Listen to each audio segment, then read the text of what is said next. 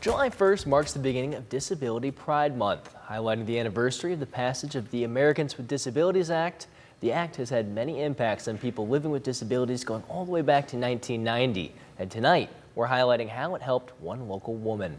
Dominique O'Neill joins us in studio. So Dominique, you talked to this woman. Tell me more about her and her story. Well, Michael, I spoke to a local woman who has cerebral palsy and has overcome many trials and challenges to not only have a career as a teacher, but also has managed to live a life full of joy and happiness, despite the challenges the disability has presented. This is my bedroom. They converted the dining room into my bedroom. This is Joy Parker. She knows how to remain committed through some major challenges. She was born with cerebral palsy, a disability that has forced her to get around in a wheelchair, making her life harder and often leading to people treating her differently. People, we just want to be treated normally by people, and that it's been a hard road, but it's slowly getting better over time. Despite her struggles, today she finds happiness in the little things, such as playing table games in her home, a sign she can still live life on her own terms. National Disability Awareness Week or something like that. But in the decades before the Americans with Disabilities Act was passed, it was so much harder for her to find the joy in herself. You really didn't have much recourse if a place wasn't accessible to you, for example.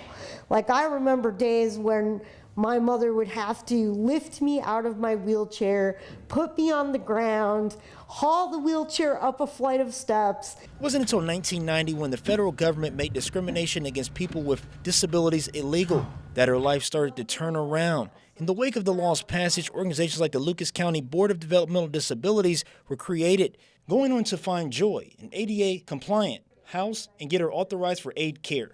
I just wasn't physically able to work anymore, so I don't know what I would have done if it wasn't for the board helping me. But we've made great strides, but there's still a lot of work to be done.